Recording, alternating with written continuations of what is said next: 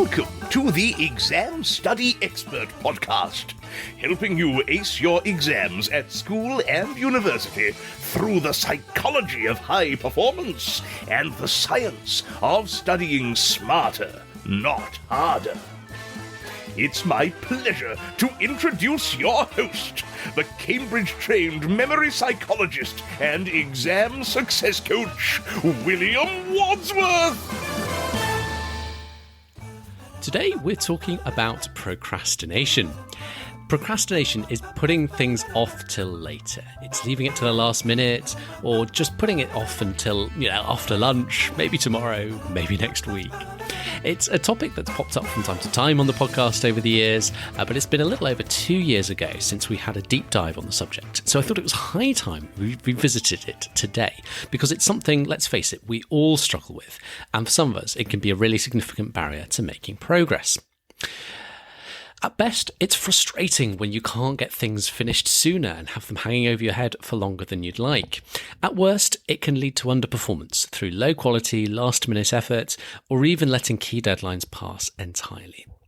And even if you're normally fairly conscientious, no one is immune from procrastination, and that includes me.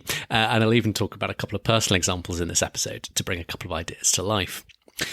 Now, I've been teaching procrastination for many years now, both in the workshops I run in schools and universities, as well as in my private one-on-one exam success coaching work. I've gone on a bit of a journey with how I teach procrastination. So going back quite a few years, I used to teach quite a large range of strategies, effectively like a long list to pick and choose from, inspired by all the favourite ideas I've ever found from my extensive reading on the subject of procrastination. And you can find a lot of compelling sounding ideas in books and in the scientific literature. But as the years went by, I noticed there were really just a couple of strategies that most commonly moved the needle for people who were struggling with procrastination. And what I was seeing was that some of the other strategies can certainly sound cool, and you might even be able to demonstrate their effectiveness in lab conditions, but they often end up sounding better in theory, and then when you actually try and translate them to a real-world context, they just fall a little bit flat and don't quite click for people as much as they may seem on the surface. So today, I am going to talk to you about those two strategies, which are the ones that I've found myself coming back to time and time again to really help get results for the students and clients I work with and help them get moving when they're stuck in procrastination land. And as I say, these are the two strategies I've found most helpful in actually getting real-world change, which is ultimately what we're all here to help with. In addition to those two strategies, I'm also going to throw in a third bonus strategy, kind of like a wild card. It's a little bit harder to use, perhaps, but can be almost the most powerful of all. It sort of gets right to the root of procrastination, I think. All three of the ideas you'll hear today are not mutually exclusive. They can flow together very nicely. You can use them all together. So without further ado, let's take a look at the first strategy on the list. So strategy number one is the idea of breaking it down. Break it down links in quite nicely to the principle of cognitive load theory, which we met in episode 155 quite recently with Ollie Lovell. Really great episode if you haven't checked it out, and particularly if you're new to the idea of cognitive load theory. I think it's a really important idea for any student or scholar to know about. For today, just for a bit of context, let me very briefly give you the key implication of the theory in an ultra-simplified way. So this is about the idea that your brain's thinking engine, which we call working memory in psychology, you can only juggle so much at once in your mind in any given moment. And if we try and hold too many elements in our mind all at once, it gets overloaded. Just as if a computer, particularly an older machine, tries to run too many browser tabs all at once and it ends up crashing and you get the blue screen and it all freezes on you. Now, in real life, no one ever uses the word overloaded to describe the phenomenon. You'd more commonly say you're lost or stuck or confused. That's the sensation of having too much juggling going on in your working memory. You're trying to think about too many ideas at once. Your brain gets overloaded and you can't think through the problem as clearly as you want to. No one likes being stuck or lost or confused. It's an unpleasant state to be in. And that's where the procrastination comes in. the idea of a task that is going to make you stuck or lost or confused is often a big trigger for procrastination. Your brain wants to avoid getting you into that unpleasant state, so it simply avoids starting the task. The key to unlocking this particular challenge is to break up the task into less taxing stages, each stage of which feels friendly, doable. The idea of breaking up a task into steps, simple steps, sounds like kind of quite basic, common sense advice. But the real challenge here is to remember to actually do it, so it becomes a reflex. And to demonstrate this, let me just give you an example from my own life. So I had known for years the idea of breaking it up in my head. I'd had to break it up as one of my key anti-procrastination strategies on my teaching slides that I used in school workshops and talked to private coaching clients about it. Probably talked to thousands of students about it, particularly through my kind of in-school training and speaking work. But I still procrastinated. Particularly ironically, I'd often procrastinate on writing my slides for any kind of speaking work or presentations at conferences and things. The weird thing is that I actually really like writing slides. I very often get into this lovely kind of flowy state, particularly beyond a certain point when I'm drafting a presentation that I'm kind of looking forward to giving. So it's kind of a bit confusing. Well, why do I procrastinate on starting to write that presentation if I actually enjoy the process once I get into it? The challenge for me was I was overloaded. Cognitively overloaded, particularly in the early stages of the process, with too many ideas spinning in my head and no kind of clear process to work through to get into that flowy part of the process. So I procrastinate on it. One day, a couple of years ago, I said to myself, William, this is ridiculous. Take your own advice, you great pudding. Break it up. And so now, when I'm planning a new presentation, I break it up into stages. Firstly, brainstorming the points I want to include on paper. Then secondly, transferring all of the points to Excel so I can easily drag them around to figure out the order, the flow, the overarching structure. Then thirdly, particularly if there are a lot of new slides I want to write for that particular presentation, I'll make a kind of a rough sketch on paper of how I'm planning to lay out any new slides, what charts or figures or illustrations I'm planning to include on each one. And only then do I actually start writing presentation slides for real in PowerPoint, which is what I use, as does most of the world when preparing for presentations.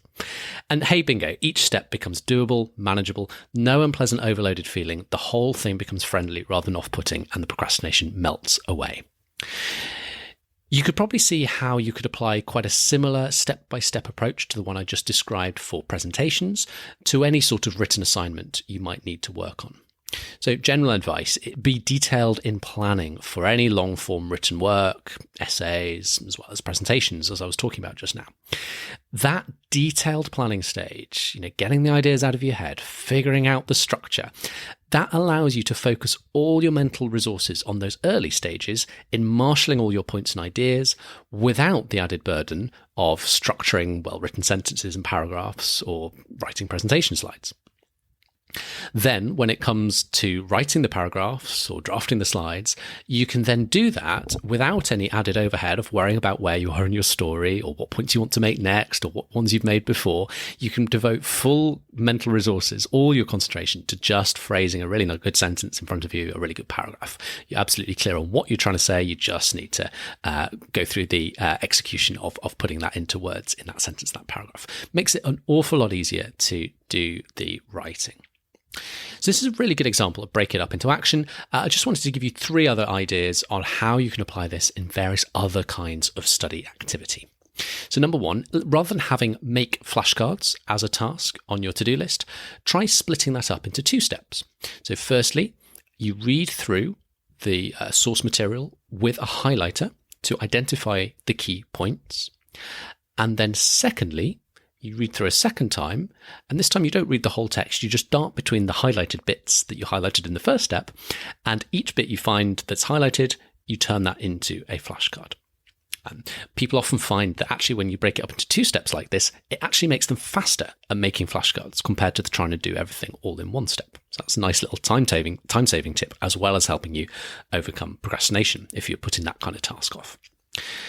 To take a second example, if you know that a new piece of maths style content, so it might be maths or it might be in any time you get kind of numerical problem-based content in science, business, economics, if you know that it's going to be challenging, consider having some preliminary steps in place. Perhaps reread your notes on it, then study the worked examples, then maybe attempt the worked examples yourself. Perhaps optional step at that point to watch any additional explainer videos as necessary. And only then do you actually open the assignment itself and start working through the questions. And then as a third example, if you've got a piece of text to read and understand that is particularly challenging, you could try looking at any kind of concepts or terminology or vocabulary that may be a little bit less familiar, maybe even break those out of context and learn them, do flashcards on those terms or bits of vocab to actually kind of pre-learn them. So you're really familiar with the kind of vocabulary, the concepts that the author's drawing on. And then when you go back and read it, it should flow much more easily and your kind of understanding will emerge much more quickly. The net result of breaking things up in this way, in all these different ways I've been describing, is that the task starts to feel much more straightforward. We're taking it one little step at a time. Each step is doable and feels, as I said before, kind of feels much more friendly, much less off-putting. So not only are we more likely to overcome procrastination and actually get started, we also, as I mentioned, are more likely to get into flow state as we're working, making it more enjoyable and improving your motivation for the task further. You may even find that you get through the task faster and complete it to a higher standard, scoring more marks for it than you otherwise might have done. So break it up. Really powerful strategy, not just for overcoming procrastination, but also getting the task done faster and to a higher standard. The second major strategy I wanted to talk to you about today is clear process goal plus calendar chain. Let me just briefly talk about what I mean by a process goal, and then I'll get to the calendar chain bit. So the process goal is kind of the opposite of an outcome goal. So outcome goals are learning 100 words of French, or make flashcards on chapter 4, or write my introduction. It's the outcome of the work you're doing.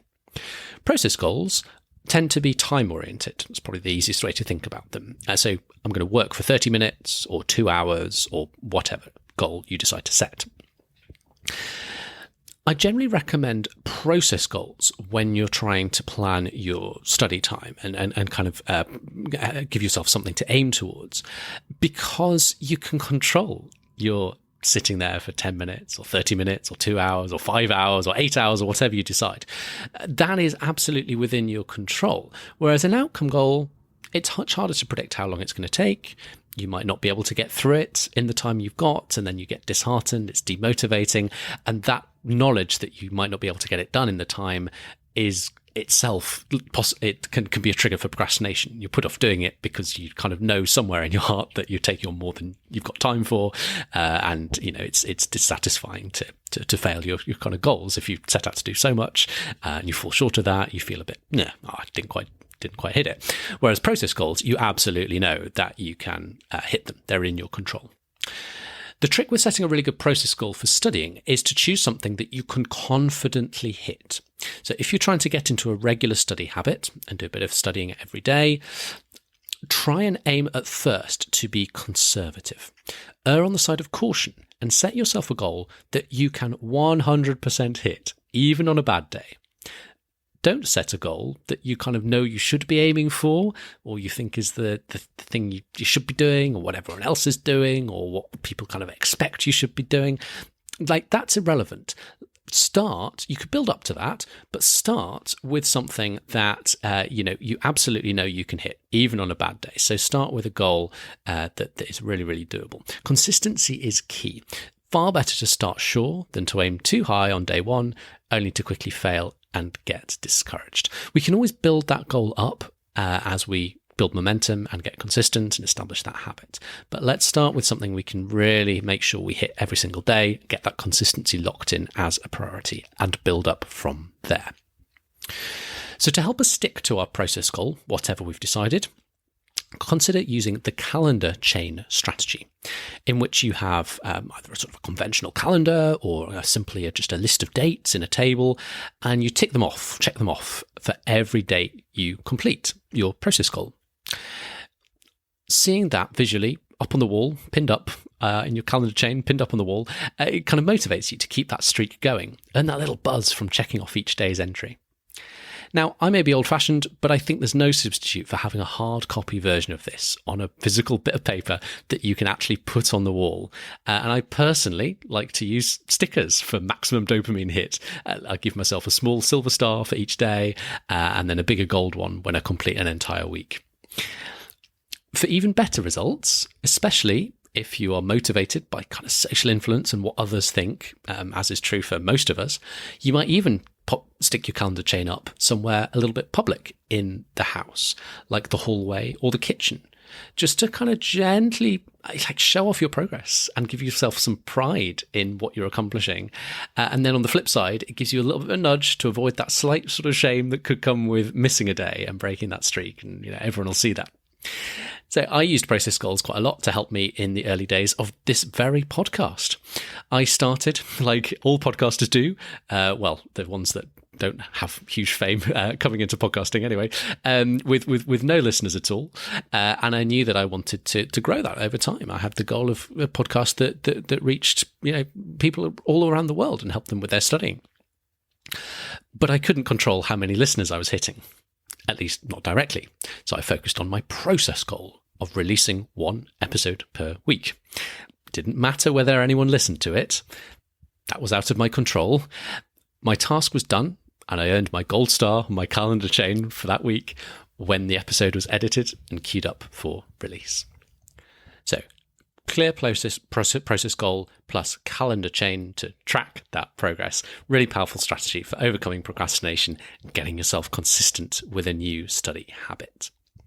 If you'd like to give this strategy a go, I've created a free printable calendar chain template. You can download that from the website at examstudyexpert.com/chain. CHAIN, and I've put both a 10-day and a 30-day calendar chain template there for you to download. There are also gaps up at the top of the printable for your process goal, so you can be clear on that and write that up at the top. And I've even included a section on why that goal matters to you to help you keep plugged in and check in on your underlying motivation to complete the task. So to claim your free printable calendar chain template, head right over to examstudyexpert.com/chain. My third and final strategy I wanted to touch on today is, why are you procrastinating? It's time to get to the bottom of your procrastinating. So I'd suggest writing the question on a piece of paper. Why am I procrastinating on, and then name the task that you're procrastinating on. And then just start to brainstorm. Don't filter your thoughts. Don't judge them. Just let them flow. Scribble them down as they come to you. Through journaling on this question in this way, you might uncover some interesting insights. Maybe you don't believe that you can succeed, or your hope is weak that you can get the outcome you're looking for. In which case, maybe that suggests we need to do some work to rebuild that hope, that confidence. Perhaps you then move on to a separate exercise. Can you come up with a separate list of reasons why you will succeed? Your reasons to believe list is a common exercise I do with coaching clients when their confidence wavers, as is often happens to us at some point in the process. Often we find when we do this exercise that there are actually quite a lot of reasons to believe it's going to be okay.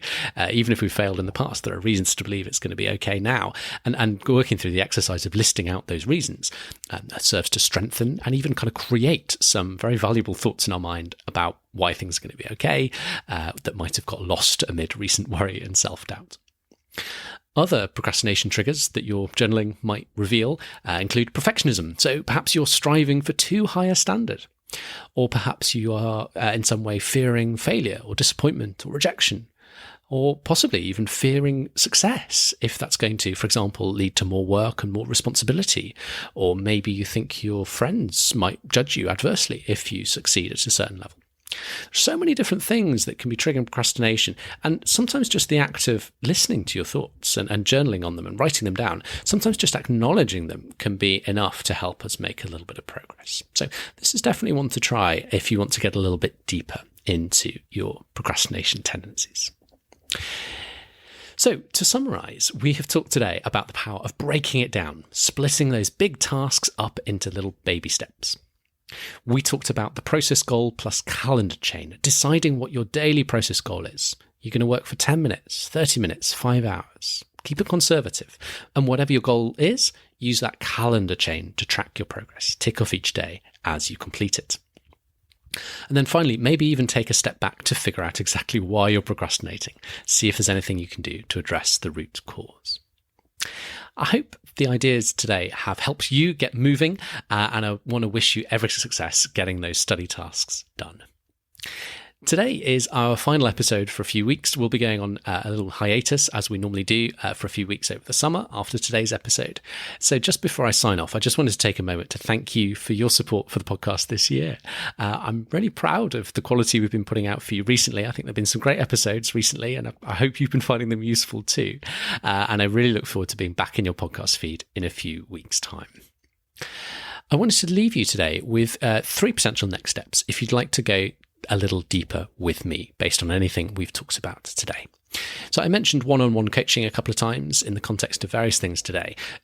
If you'd like some personal support from me, one-on-one over Zoom, maybe a little hand-holding and accountability, or an expert eye to help you shortcut your way to success in your studies, it would be my pleasure to guide you as your study strategy coach and mentor. You can learn more about how it all works at examstudyexpert.com/coaching. Chances are it might not cost as much as you think, and it would be a real pleasure to help you, whether you're studying for exams at school or university, or preparing for qualifications or certifications as part of your career, perhaps in medicine or finance. Again, find out more at examstudyexpert.com/coaching. Secondly, today's episode is a great example of the power of where mindset work and productivity systems interact. Sometimes things that help us make progress can either feel like productivity or time management strategies, practical things about how you manage your time, like doing a calendar chain, or sometimes, on the other hand, they can feel more like mindset work, like getting to the bottom of why you're procrastinating, that journaling exercise. But very often, I think the line is quite blurry between the sort of productivity strategy and the sort of mindset work. So in the calendar chain, for example, there are a lot of mindset components to why that productivity strategy works. So having that easily achieved clear process goal, that's a mindset thing. The positive reward and reinforcement from ticking each day off, that's a mindset thing. The social accountability from displaying your calendar chain prominently, that's a mindset thing. I've actually created a program called The Scholar's Way, which compiles all of my favourite strategies for helping you with your mindset and productivity as a scholar. It's 30 days of bite-sized lessons and exercises to help you find peace and purpose, clarity and calm in your studies, helping you not only get more done, get things done quickly and efficiently, but crucially feeling better about it all. The Scholar's Way is a real gem of a course. I'll be running a live round of it again this September 2024, so we can all work through it together and get inspired. The last live round I did of the Scholar's Way was a really great experience. There was some wonderful interaction among everyone taking the class, and people that followed the course just got so much out of it. I had some wonderful feedback off the back of it. So if you've done it before, you're welcome to come back and do it again, work through it again. I think there's definitely benefit in working through it a second time, even if you've done it before. If you've ever been a coaching client of mine, you'll be invited to the Scholar's Way too, as I did last time. Otherwise, the Scholar's Way is included as with all my courses and programs in the Study Smarter Network. So if you're a Study Smarter Network member, you don't need to do anything else. You'll be getting full access to the live round of the Scholar's Way this September. Or if you'd like to join the Scholar's Way ahead of the live round in September, you can head to examstudyexpert.com/TSW. And there'll be details there on how you can sign up and all info coming your way about how you can access the live round in September. You'll have access to the full course materials from the moment you sign up, but the live round is just a kind of a structured way we can all work through it together day by day through September, which is great fun if you'd like to join us for that. Again, that's examstudyexpert.com/TSW. And finally, if you're a school and want my help in getting your students revising effectively, all details about my study skills workshops and revision technique masterclasses are at examstudyexpert.com/workshops. Thank you so much for listening today, and indeed throughout the year. Your support means so much to me, and if I've been able to help you at all through the podcast, that makes me so happy. Helping you get inspired, stay consistent, be more effective in your learning and ultimately thrive in your studies and you succeed in your exams is what I live for. Thank you for sharing the show, leaving ratings or reviews, participating in my paid courses or coaching services, and all the other things you do to show support. It's my absolute pleasure and honour to help you all in any way I can. I'll be back in your podcast feed again in around 6 weeks' time after our summer hiatus. I just want to, as always, wish you every success in your studies. Until then, thanks again, and we'll see you soon.